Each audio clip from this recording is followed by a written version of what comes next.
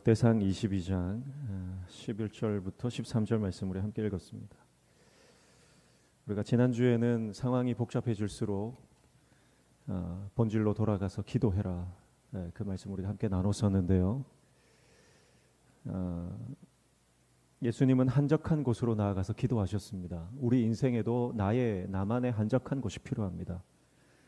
그 한적한 곳은 하나님과 독대하는 시간과 독대하는 장소를 말하는 것입니다. 여러분, 기도의 시간을 확보하시기를 축복합니다. 기도의 장소를 확보하시기를 축복합니다. 기도에 성공하면 사역에 성공하는 것이고, 기도에 성공하면 우리 삶에서 하나님의 승리를 경험하는 것입니다. 그러나 기도에 승리하지 않으면 우리가 어떤 사역도 감당할 수 없고, 기도에 실패하면 우리 삶에도 영적 승리를 맛볼 수 없는 거예요. 그래서 예수님께서 아무리 바쁘고 아무리 다양한 사람들이 몰려 들어와도 하나님 앞에 나아가는 그 시간, 그 한적한 곳으로 나아가시는 예수님의 결단을 우리가 기억하시면서 날마다 나의 한적한 그 장소를, 그 시간을 확보해서 여러분의 골방에서 열방을 품는 하나님의 종들 되시기를 축복합니다. 다윗은 항상 하나님께 물었습니다. 하나님께 물어 이르되, 하나님께 여짜오되, 하나님께 항상 기도하며 하나님의 뜻을 물었습니다. 그래서 하나님이 말씀하시면 움직였고, 하나님이 허락하시면 나아갔습니다. 하나님이 반대하시면 하지 않았던 겁니다. 그런데 다윗도 이렇게 늘 기도하는 인생이었지만 두어 번 기도하지 못하고 실패했던 적이 있습니다. 그것이 한적할 때에 옥상에 올라가서 그런 거예요. 옥상에 올라간다는 건 뭐예요? 옥상에 올라가는 것은 세상을 보고자 하는 것입니다. 골방으로 들어가 하나님을 바라보고 기도해야 하는데 옥상에 올라가서 세상을 바라보다 보니 밧세바가 눈에 들어오고 죄를 짓게 되는 것입니다. 또 기도하지 않고 이스라엘 백성들 가운데 군사의 숫자를 세는 겁니다. 인구 조사를 하는 겁니다. 그것은 내가 이 하나님께서 주신 이 나라를 하나님의 은혜로 통치하는 것이 아니라 내 힘으로 한번 통치해 보겠다는 생각에 기도를 실패했다는 것입니다. 그러자 이스라엘 백성들 가운데 7만 명이 죽어나가는 큰 어려움을 당하게 되는 것입니다. 다윗도 기도하며 승리하지만 기도하지 않으면 넘어질 수밖에 없는 것입니다. 그래서 우리는 지난주에 우리 인생 가운데 수많은 문제들이 있습니다. 내 힘으로 감당할 수 없을 것 같은 너무 다양한 문제들이, 복잡한 상황들이 우리 가운데 다가올 때 우리는 어떻게 해야 되냐? 그 문제마다 솔루션이 있는 것이 아니고, 그 상황마다 해결책이 따로 있는 것이 아니라, 어떤 상황과 어떤 환경에 놓여지든 하나님을 바라보고 기도하면 하나님께서 모든 문들을 열어주시는 것입니다.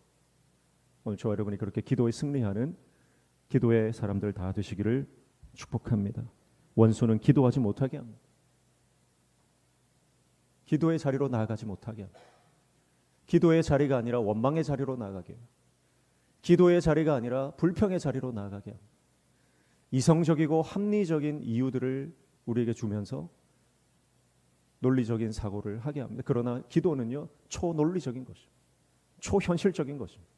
기도는 모든 눈에 보이는 상황들을 넘어서는 영적인 무기인 것입니다. 그래서 다 포기해도 기도만큼은 포기하지 마십시오. 기도의 줄만 붙잡고 있으면 하나님께서 반드시 우리에게 힘을 주시고 능력을 주시고 회복의 은혜를 허락해 주실 줄로 믿습니다.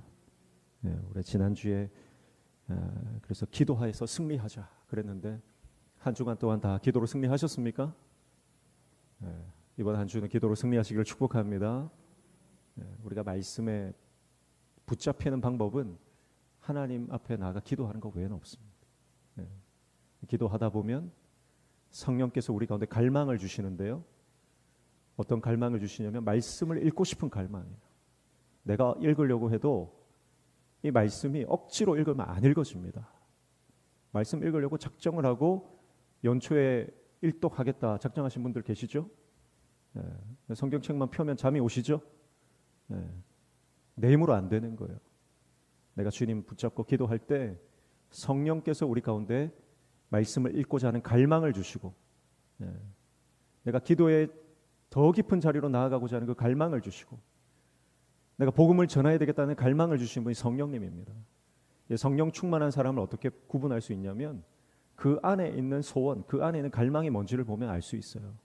그래서 우리가 사람을 바라볼 때도 저 사람을 어떤 사람을 바라보면서 불신자를 바라보면서 무슨 옷 입었느냐, 무슨 차 타고 다니느냐 그런 게 보이면 성령 충만한 사람이 아닙니다. 불신자를 보면서 저 영혼에게 내가 복음을 전해야 하는데 저 사람은 예수님을 믿고 있을까? 그리고 그게 생각이 나면 그건 성령의 사람인 거예요.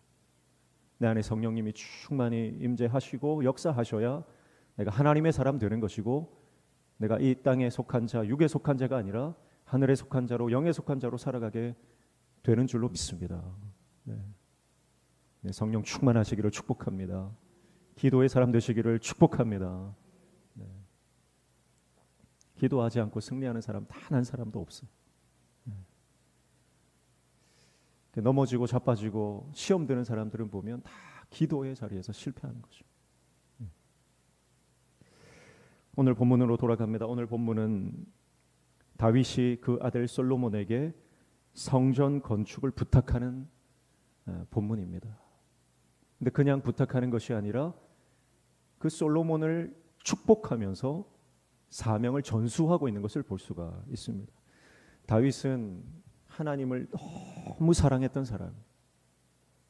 하나님께서 은혜를 주셔서 다윗의 왕국은 그 땅에 그 가나안 땅의 모든 나라들을 다 정복하고 완전한 승리를 이루게 되었습니다. 그야말로 다윗의 왕국은 태평성대를 이루게 된 것입니다. 그런데 다윗이 자기는 백향목 궁에 거하는데 하나님의 임재를 상징하는 법궤, 언약궤는 천막 아래 있는 거예요. 텐트를 치고 그 안에 들어가 있는 겁니다. 그러니까 다윗이 마음이 너무 불편한 겁니다. 나는 이렇게 의리의리한 궁전에서 거하는데 하나님의 궤가 저 초라한 천막 안에 있으니 다윗이 마음이 너무 불편한 겁니다. 그래서 하나님께 하나님의 성전을 건축해 주고자 하는 소원이 있었어요. 근데 하나님이 막으십니다. 너는 너 피를 너무 많이 흘렸다.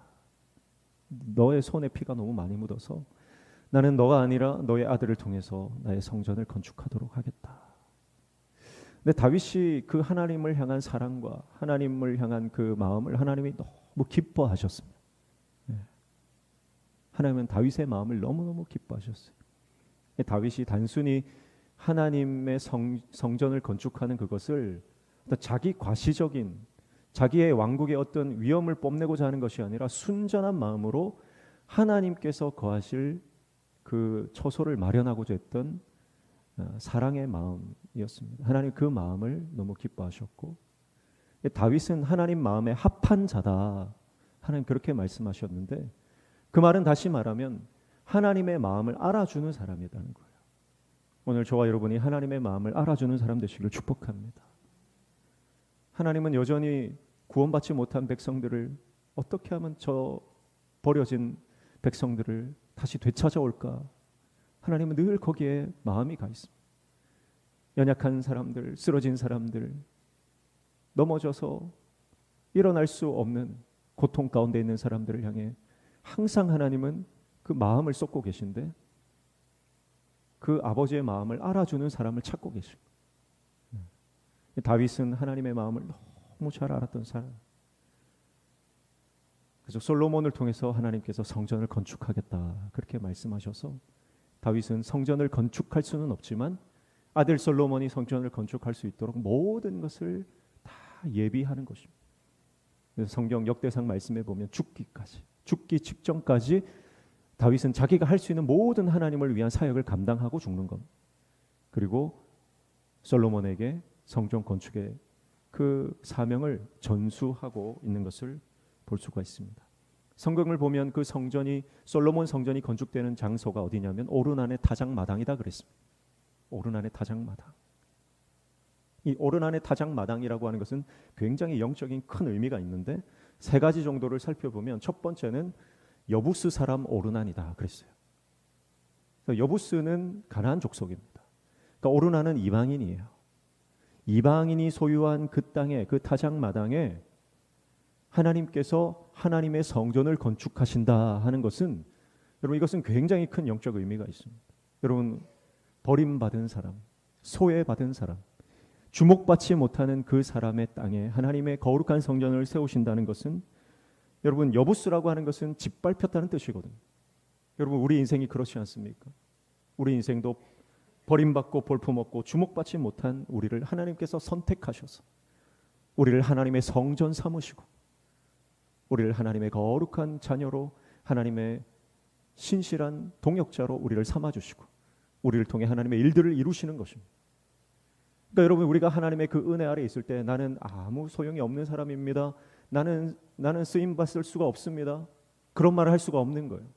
왜냐하면 그런 저와 여러분을 하나님께서 선택하셔서 우리를 통해 일하시기 때문에, 우리가 아무리 가진 것이 없고 힘이 없고 세상적으로 우리가 내세울 것이 없다 할지라도 하나님은 그런 우리를 선택하셔서 우리를 통해 일하시기를 원하신다는 것입니다. 그게 솔로몬 성전이 세워진 여부수 사람 오르난의 타작마당의 영적 의미라고 볼 수 있는 것. 두 번째, 이 오르난의 타작마당은 하나님의 심판이 은혜로 바뀐 곳을 말하는 것입니다. 그래서 다윗이 인구 조사를 통해서 하나님의 징계를 받는 것입니다. 근데 사실 이 징계라고 하는 것은 하나님이 적극적으로 진노를 내리셨다기보다는 하나님이 붙들고 계신 은혜를 잠깐 거두신 거예요. 그러니까 전염병이 창궐해서 3일 만에 7만 명이 죽어나가는 것입니다. 은혜라고 하는 것은 하나님이 우리를 붙들어 주시는 것입니다. 하나님이 우리를 붙들어 주시는 것이 은혜예요. 그러니까 우리 인생은요, 마치 이 수레가 비탈길에 세워져 있는 것과 같은 것이 우리의 인생입니다. 평평하고 안정된 곳에 세워진 것이 우리 인생이 아니라 잠깐만 손을 놓으면 비탈길로 내리달아 떨어져 버리고 마는 것이 우리의 인생인 것입니다. 그런데 그런 인생을 누가 붙들고 계세요? 하나님이 붙들고 계신 겁니다. 우리 자녀를 하나님 붙들고 계신 것이고, 우리의 가정을 하나님 붙들고 계신 것이고, 우리 교회를 하나님이 붙들고 계신 줄로 믿습니다. 근데 하나님이 그거 놓으시면요, 우리는 여지없이 꼬라박는 거예요. 근데 우리가 잘해서, 내가 능력이 있어서, 내가 지혜가 있어서, 내가 이만큼 노력했으니까 내가 이만큼 산다 착각하는 것입니다. 아닙니다, 여러분. 하나님이 붙들어 주시니 우리가 이만큼 사는 것 줄로 믿습니다. 내 힘으로 하는 것이 아니에요. 하나님께서 이스라엘을 붙들고 계셨는데 다윗의 범죄로 말미암아 그 붙들고 계신 하나님의 손을 잠깐 놓으신, 3일간 놓았더니 7만 명이 죽어나갑니다. 다윗은 그것을 하나님의 심판으로 알고 하나님 앞에 회개하는 것입니다. 그래서 타작마당이라고 하는 것이 심판의 의미가 있는 거예요. 그래서 하나님께서 이 타작마당에, 오르난의 타작마당에서 다윗에게 제사를 드려라. 그래서 그곳에서 하나님 앞에 예배를 드리는 것입니다. 그때 하나님께서 전염병의 그 모든 문을 닫으시고 회복의 은혜를 허락해 주시는 것입니다. 그래서 우리 인생의 모든 사건과 모든 시간에 하나님의 손짓문이 다 묻어 있는 줄로 믿습니다. 그걸 보는 게 믿음이에요. 하나님 붙들어 주셨구나.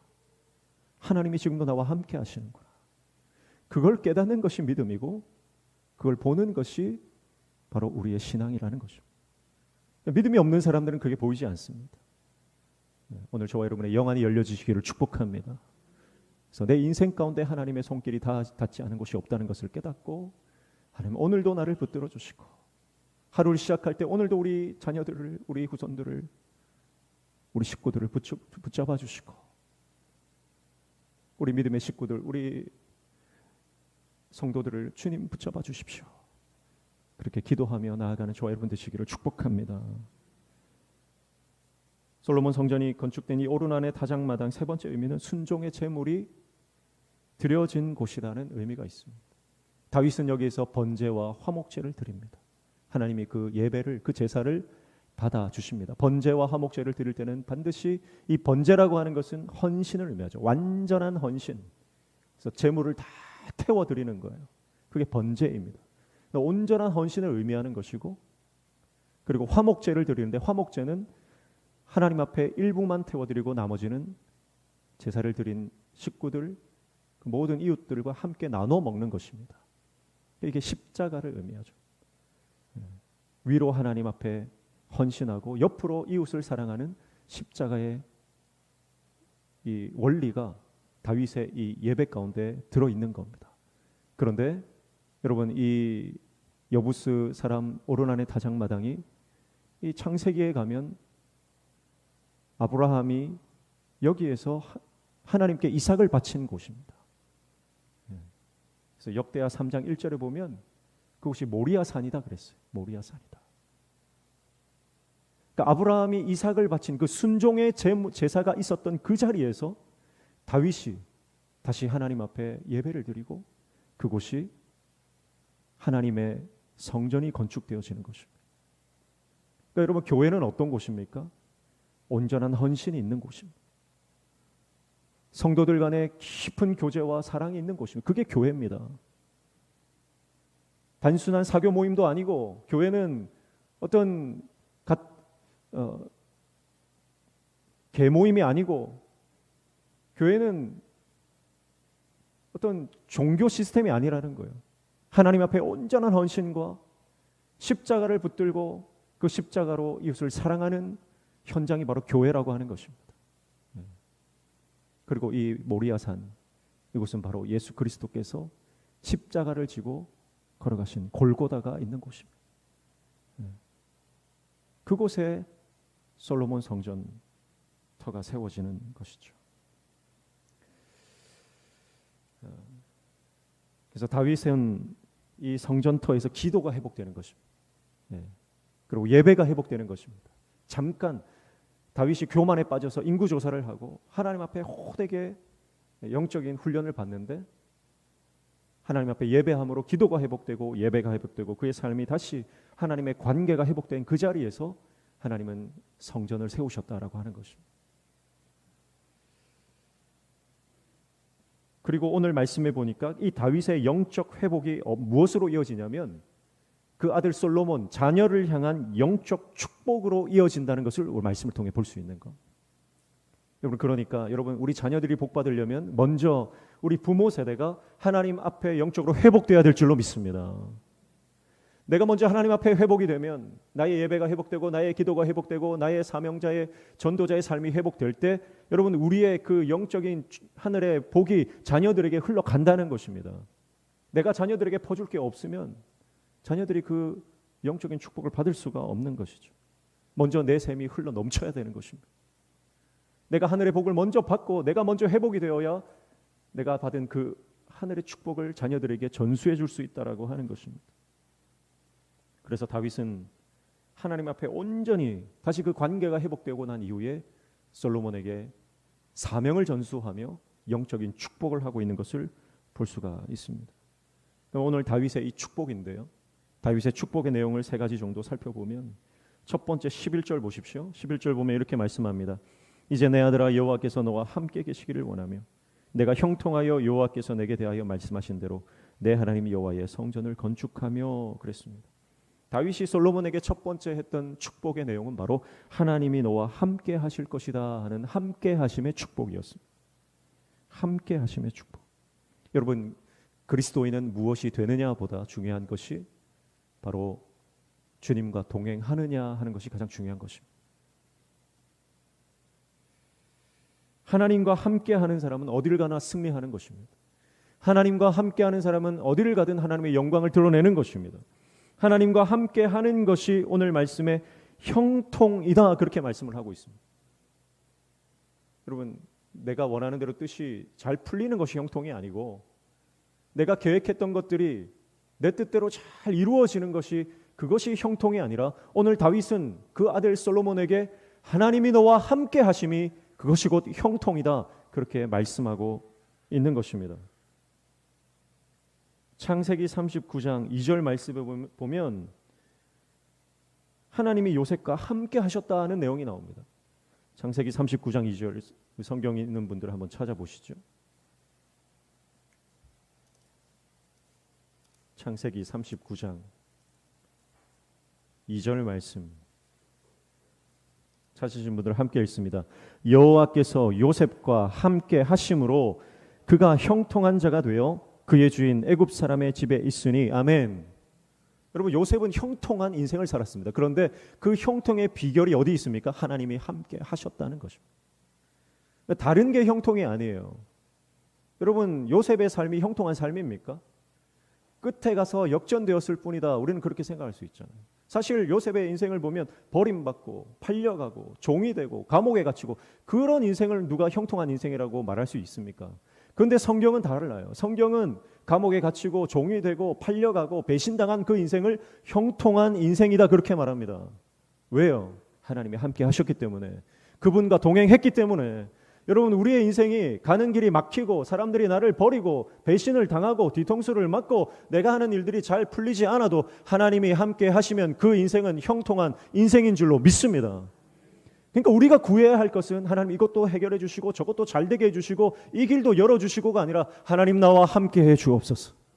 내가 주님과 동행하기를 원합니다. 여러분, 그것이 우리의 기도 제목이 되어야 된다는 거예요. 병이 낫는 것, 돈을 많이 버는 것, 내가 원하는 지위에 올라가고 위치에 올라가는 것이 여러분 우리의 기도의 제목이 되어서는 안 된다는 것입니다. 우리의 기도 제목 1순위는 언제나 주님 나와 함께 해주시고 내가 어떤 일이 있어도 주님을 떠나지 않도록 주님 나를 붙들어 주십시오. 요셉은 정말 힘든 인생을 살았지만 성경은 그의 인생을 형통한 인생이다 그렇게 평가하는 것입니다. 39장 3절에도 이렇게 말씀합니다. 그의 주인이 여호와께서 그와 함께 하심을 보며 또 여호와께서 그의 범사에 형통하게 하심을 보았더라. 아멘. 형통한 인생은 어떤 인생이에요? 믿지 않는 사람들에게 하나님이 살아계시다는 걸 보여주는 인생이에요. 그게 형통한 인생입니다. 내가 세상적으로 잘 나가고 돈 잘 벌고 성공하는 것이 그것이 형통이 아니라 성경이 말하는 형통은 나를 통해 하나님이 드러나는 것이에요. 나를 통해 하나님이 살아계시다는 것이 증거되는 거예요. 그게 형통한 인생입니다. 그래서 4절에 보니까 요셉이 그의 주인에게 은혜를 입어 섬김에 그가 요셉을 가정 총무로 삼고 자기의 소유를 다 그의 손에 위탁하니 그랬습니다. 그래서 하나님은 뜻하지 않은 손길을 통해서 하나님의 은혜를 흘려보내시는 것입니다. 종으로 팔려갔는데 그 집 주인이 보디발 장군이 요셉에게 은혜를 베풀기 시작하는 것입니다. 여러분, 그 은혜는 하나님의 은혜인 줄로 믿습니다. 사람을 통해서 주시는 하나님의 은혜. 그래서 여러분, 항상 하나님은 사람을 통해 은혜를 베푸시는데 여러분 그 은혜를 다 받으시기를 축복합니다. 그런데 여러분, 은혜를 받는 것보다 더 귀한 건 뭐냐면 저와 여러분이 그 은혜의 통로로 사용되는 거예요. 우리 교회가 은혜의 통로로 사용되는 교회 되기를 축복합니다. 그래서 열방을 섬기는 선교사님들을 우리 교회를 통해서 섬기는 겁니다. 그 일을 우리 온 교회가 기뻐하고 온 교회가 자원하고 온 교회가 쓰임받는 것입니다. 축복의 통로가 되는 거예요. 하나님의 은혜를 베푸실 통로를 하나님 찾고 계신데 오늘 우리 교회가 또 여러분의 가정이 또 여러분 한 사람 한 사람이 우리 모든 성도들이 하나님의 은혜를 베푸는 축복의 통로로 쓰임 받으시기를 주님의 이름으로 축복합니다. 성경은 요셉을 형통한 자다. 하나님이 함께 하시는 것이 형통이다. 그래서 다윗은 첫 번째 솔로몬에게 축복할 때 하나님이 너와 함께 하시기를 원한다. 그렇게 축복하는 것입니다. 오늘 자녀들에게 집에 가셔서 우리 손주들에게 주님이 너와 함께 하신다. 주님이 너와 함께 하심을 잊지 말라. 그렇게 축복하며 기도해 주시기를 축복합니다. 네. 두 번째 다윗의 축복은 하늘의 지혜를 구하는 축복입니다. 12절 보십시오. 역대상 22장 12절 말씀 시작. 여호와께서 내게 지혜와 총명을 주사 내게 이스라엘을 다스리게 하시고 내 하나님 여호와의 율법을 지키게 하시기를 더욱 원하노라. 아멘. 다윗은 솔로몬에게 하늘의 지혜가 임하도록 기도했습니다. 하늘의 총명이 임하도록 축복했습니다. 여러분, 솔로몬이 하나님께 1천 번제를 드리고 나서 하나님이 내가 너에게 뭘 줄까 했을 때 솔로몬이 뭘 구합니까? 지혜를 구하죠. 그 지혜가 레브 쇼메아라는 것인데 원어적으로는 듣는 마음입니다. 듣는 마음. 지혜와 같은 것인데 더 정확하게는 백성들의 사정을 듣는, 하나님의 음성을 듣는 그 듣는 마음. 믿음은 어디에서 와요? 들음에서 온다. 그래서 솔로몬이 요구한 것은 하늘의 지혜를, 하나님의 말씀을 들음으로 오는 하늘의 지혜를 구한 것이고, 백성들의 말들을, 그 사정들을 듣고 그들의 문제들을 해결해 줄 수 있는 하늘의 지혜를 구한 것입니다. 그게 레브 쇼메아. 역대하 1장 9절 10절을 보시죠. 역대하 1장 9절 10절. 역대하 1장 9절 10절입니다. 같이 읽습니다. 여호와 하나님이여, 원하건대 주는 내 아버지 다윗에게 허락하신 것을 이제 굳게 하옵소서. 주께서 나를 땅의 티끌같이 많은 백성의 왕으로 삼으셨사오니 주는 이제 내게 지혜와 지식을 주사 이 백성 앞에서 출입하게 하옵소서. 이렇게 많은 주의 백성을 누가 능히 재판하리까 하니, 1천 번제를 드린 솔로몬에게 하나님 나타나셔서 내가 너에게 뭘 줄까 했을 때 솔로몬이 지혜와 지식을 달라고 구하고 있는데, 근데 그 앞에 뭐라고 얘기하고 있어요? 누구를 언급해요? 아버지 다윗을 언급합니다. 그러니까 솔로몬이 그냥 지혜를 구한 게 아닙니다. 아버지가 자기를 축복했던, 하늘의 지혜를 구했던 그 축복의, 아버지의 축복을 기억하고 있었다는 것입니다. 아버지 다윗의 축복의 말을 잊지 않고 아버지의 그 축복대로 하나님께 구한 것입니다. 이게 얼마나 중요한 부분이냐면, 여러분이 자녀들에게 입버릇처럼 말하는 그 말을 자녀들은 절대 잊지 않는다는 거예요. 솔로몬이 아버지의 말을 기억하고 하나님께 아버지처럼 나도 지혜를 달라고, 아버지가 나를 축복했던 것처럼 나도 하늘의 지혜를 달라고 했던 것입니다. 여러분, 그러니까 우리가 자녀들을 향해서 입버릇처럼 말하는 그것이 자녀들은 잊지 않고 기억한다는 거죠. 그러니 우리는 믿음의 말을 해야 되는 거예요. 영적인 말을 해야 되는 겁니다. 축복의 언어를 사용해야 되는 것입니다. 그러면 그 자녀들이 그 말을 기억하고 하나님 앞에 나아갈 때 믿음으로 반응하게 되는 줄로 믿습니다. 그런데 우리 자녀들에게 너는 안 돼, 너 커서 뭐가 될래, 후레 자식아 그러면서, 여러분, 부정적인 말, 저주의 말은 여러분 자녀에게 절대 하시면 안 되는 것입니다. 그것이 자녀들의 기억에 남는 것이고 그 마음판에 남는 것입니다. 여러분, 우리 자녀들에게 날마다 축복의 말과 믿음의 말과 영적인 그 예언적 선포를 날마다 선언하시기를 축복합니다. 그것이 사라지지 않는 것입니다.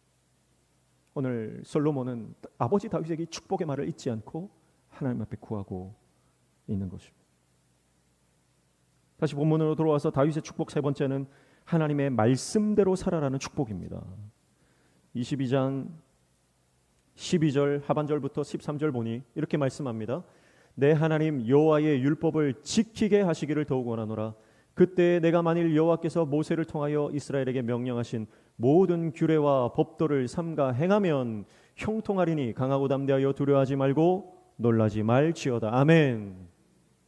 솔로몬에게 하나님의 첫 번째 율법을 지켜라, 두 번째 그의 규례를 지켜라, 세 번째 그의 법도를 지켜라. 예전에 이 비슷한 것이지만 이 차이점에 대해서 한번 다룬 적이 있었는데, 어쨌든 이것은 하나님의 명령입니다. 하나님의 말씀입니다. 다시 말하면 내 삶의 기준이 뭐가 되라는 거예요? 하나님의 말씀이 너의 삶의 기준이 되어야 된다, 이 말이에요. 하나님의 말씀이 너의 삶의 가치관이 되고, 하나님의 말씀이 너의 삶의 기준이 되고, 하나님의 말씀이 너의 행동의 표준이 되어야 된다. 목숨 걸고 말씀 지켜라. 그러면 복 받는다는 것입니다. 여러분, 요한계시록에 보면 천국에 가잖아요. 천국에 가면, 천국에 딱 입성을 하면 바닥이 멋진 이 대로가 깔려 있습니다. 근데 그 대로가 뭐로 되어 있는지 아세요? 금으로 되어 있습니다. 금으로.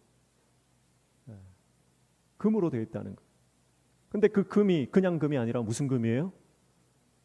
우리가 그렇게 좋아하는 순금입니다. 요즘 순금 한 돈에 얼마쯤 합니까? 잘 아시네요. 그렇죠? 관심이 많잖아요, 우리가. 여러분, 그런데 천국에 가면 길바닥이 황금으로 깔려 있다는 것은 무슨 말이에요? 천국에 가면 황금이 아스팔트밖에 안 된다는 겁니다. 천국에는 황금이 벽돌 한 장밖에 안 된다는 거예요. 그걸 가지고 귀하다 좋다 하는 사람이 아무도 없이 밟고 다닌다는 겁니다. 무슨 말입니까? 천국에 가면 세상에 가치 있던 것들이 더 이상 가치가 없다는 말이에요. 물론 그 영적인 그 황금의 의미가 믿음을 말하는 것이고 순결함을 말하는 것, 그런 영적인 의미가 있지만, 여러분 또 다른 한편으로는 이 땅에 가치 있는 것들이 천국에는 가치 없다는 그런 의미도 있는 것입니다. 여러분, 하나님의 사람은 이 땅의 기준으로 살지 않는 줄로 믿습니다. 하나님의 사람은 이 땅의 가치를 가지고 살아가지 않는 것입니다. 말씀의 가치, 십자가 복음의 원리를 가지고, 여러분, 그래서 복음을 위해서는 내 모든 재산도, 내 모든 생명까지도 다 드릴 수 있는 겁니다. 왜냐하면 이 땅에는 그 어떤 것보다 말씀이 소중하니, 복음이 소중하기 때문에. 여러분, 오늘 저와 여러분 10년 가운데 하나님 말씀으로 인한 여러분의 가치관이 전복되어지는 역사가 일어나기를 축복합니다. 내 가치관이 바뀌어버려야 돼요. 더 이상 이 땅의 것에 전전긍긍하며 이 땅의 것 하나 더 움켜쥐고 살려고 발버둥치는 인생이 아니라 하나님 나라의 영광을 위해서 내 삶을 온전히 하나님 앞에 드리는 그런 삶을 살아가시기를 주님의 이름으로 축복합니다. 그래서 다윗이 솔로몬에게 하나님의 말씀을, 율법과 하나님의 규례와 법도를 지켜 행하라, 그렇게 말하면서 그것이 너에게 축복이다, 그것이 너에게 복이다. 그래서 하나님의 말씀을 지키는 자에게 주시는 복을 오늘 말씀하고 있는데, 그게 뭐냐면 바로 강하고 담대하여 두려워하지 말고 놀라지 말지어다, 그렇게 말하죠. 무슨 말입니까? 하나님의 말씀을 붙들고 살아가면 두려움이 떠나간다는 것입니다. 하나님의 말씀을 붙들고 살아가면 평강이 임한다는 것입니다. 하나님의 말씀을 기준 삼고 살아가는 사람은 어떤 문제가 와도 담대하게 돌파하는 역사를 이루어낸다는 것입니다. 오늘 저와 여러분이 하나님 말씀으로 삶의 모든 높은 산들과 문제들을 돌파하며 넘어가는 인생 되시기를 주님의 이름으로 축복합니다. 그래서 내가 말씀 붙잡으면 평강이 임하는 것입니다. 두려운 문제들이 얼마나 많습니까? 그러나 그 두려운 문제들 앞에서 내가 주님 말씀 붙잡고 그 말씀 의지하고 기도하면 하나님께서 우리의 심령에 평강 주시고 은혜를 허락해 주시는 줄로 믿습니다. 여호수아 1장 8절 9절 한번 찾아봅니다. 여호수아 1장 8절 9절 찾으신 분들 같이 읽습니다. 이 율법 책을 내 입에서 떠나지 말게 하며 주야로 그것을 묵상하여 그 안에 기록된 대로 다 지켜 행하라. 그리하면 내 길이 평탄하게 될 것이며 내가 형통하리라. 내가 내게 명령한 것이 아니냐? 강하고 담대하라. 두려워하지 말며 놀라지 말라. 내가 어디로 가든지 내 하나님 여호와가 너와 함께 하느니라 하시니라. 아멘. 오늘 여호수아에게 주신 하나님의 이 위로와 격려의 말씀을 보면 오늘 다윗이 솔로몬 그 아들에게 했던 축복의 말씀이 아마 이 여호수아의 말씀을 근거해서 축복하지 않았을까 하는 그런 생각이 드는 구절입니다. 주님이 우리와 함께 하시면 우리는 어딜 가나 승리할 줄 믿습니다. 우리가 주님의 말씀을 붙들면 우리 안에 강하고 담대한 믿음이 들어오고 모든 두려운 문제도 돌파하는 역사가 일어나게 될 줄로 믿습니다. 그것이 형통이라는 것입니다. 그것이 형통이라는 것. 오늘 저와 여러분이 세상적인 형통 말고 영적인 형통, 하늘의 형통, 말씀의 형통, 그 형통한 삶을 살아가는 저와 여러분 되시기를 주님의 이름으로 축복합니다. 그리고 오늘 다 집에 돌아가시면 자녀들을 향해서 이 축복의 기도를 하십시오. 다윗이 솔로몬에게 했던 축복의 기도를 하시고 집에 없으면 전화하셔서라도 기도해 주십시오. 기도해 주시고 여러분 아무리 많이 해도 휴증 없는 건 기도예요. 기도, 축복의 기도. 여러분의 믿음대로 될 줄로 믿습니다. 믿음대로 될지어다. 네. 하나님께서 복을 주십니다. 기도하겠습니다. 하나님 아버지, 우리와 함께 하시는 것이 축복입니다. 하늘의 지혜를 가지고 하나님 말씀 붙잡고 생명 살리는 인생, 하나님의 영광을 드러내는 인생, 어떤 문제를 만나든 강하고 담대하여 주님 영광을 드러내는 인생으로 살아가는 우리 모든 성도들 되게 도와 주시옵소서. 예수님의 이름으로 기도하옵나이다. 아멘.